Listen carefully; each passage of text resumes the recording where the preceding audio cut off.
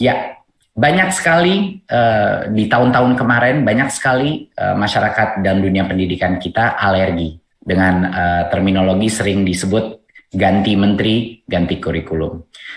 Saya di sini dengan senang hati akan mengumumkan bahwa dengan Merdeka Belajar, semua itu tidak akan ada pemaksaan. Dalam 2 tahun ke depan ini tidak akan ada pemaksaan. Karena tujuan kita adalah recovery dari learning loss pandemi. Dan seperti yang kita lihat pada saat kita menawarkan kurikulum darurat dengan memberikan pilihan, ternyata 30% dari sekolah secara organik memilih opsi yang lebih baik, yang lebih sederhana. Ya, jadi kita mengikuti filsafat kemerdekaan, ya, Merdeka Belajar, dan kita memberi sekolah 3 opsi sesuai dengan kesiapannya masing-masing. Opsi pertama adalah bagi sekolah-sekolah yang belum nyaman, belum percaya diri untuk melakukan perubahan, silahkan masih di dalam kurikulum 2013. Itu opsi pertama. Jadinya tidak dipaksakan sama sekali, jadi tidak perlu khawatir lagi sekolah-sekolah bahwa ganti menteri, ganti kurikulum, itu artinya bukan karena sekolah tidak membutuhkan ganti kurikulum, tetapi karena dipaksakan secara cepat.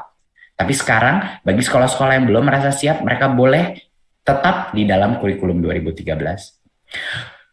Bagi sekolah-sekolah yang ingin melakukan perubahan, tapi mungkin belum siap melakukan perubahan yang begitu besar, tapi dia ingin memilih kurikulum yang lebih sederhana, dia masih mau di 2013, tapi yang jauh lebih ringkas materinya, dia boleh memilih kurikulum darurat, ya, penyederhanaan. Dan bagi sekolah-sekolah yang sudah siap untuk melakukan transformasi sesuai dengan kecepatan yang dia inginkan, pilihan ketiga terbuka juga untuk meluncurkan kurikulum merdeka. Ya, kurikulum merdeka itu yang akan dibahas pada hari ini. Jadi sekarang tolong diingat masyarakat juga teman-teman media bahwa kurikulum ini adalah opsi pilihan. Karena kita sudah sangat sukses dengan kurikulum darurat, kita menggunakan filsafat yang sama. Ini pilihan bagi sekolah mengikuti kesiapannya masing-masing. Karena Bapak Ibu, tidak ada yang namanya transformasi proses pembelajaran kalau kepala sekolah dan gurunya merasa terpaksa untuk berubah.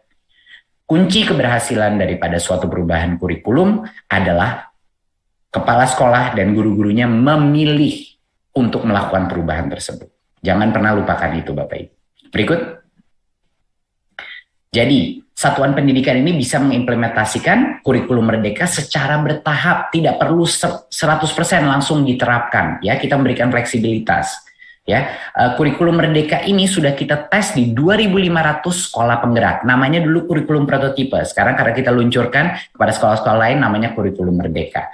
Jadi kurikulum merdeka ini sudah kita tes di 2.500 sekolah. Banyak sekali sekolah yang sudah kita lakukan. Ini diterapkan mulai dari TK, SD, dan sampai ke SMP, SMA. Ya, dan mulai tahun ajaran ini 2022-2023, satuan pendidikan bisa mengimplementasi kurikulum merdeka ini berdasarkan kesiapan masing-masing.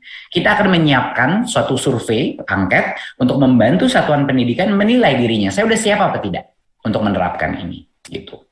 Dan 3 pilihan yang dapat diputuskan satuan pendidikan itu adalah mereka bisa menerapkan beberapa bagian saja dari prinsip kurikulum merdeka, nggak perlu full. Ya, mereka juga bisa menerapkan kurikulum merdeka menggunakan perangkat ajar yang sudah disediakan, itu boleh, dan menerapkan kurikulum merdeka dengan mengembangkan sendiri berbagai perangkat ajarnya. Jadinya bahkan bagi yang ingin maju ke kurikulum merdeka, mereka boleh memilih mau tahun berapa dulu mulainya, apa elemen-elemen yang ingin mereka masukkan dulu. Ini sesuai dengan kesiapan sekolah masing-masing. Seperti yang kita bilang, tidak perlu panik para guru dan kepala sekolah, karena kemerdekaan dan keputusan itu ada di mereka.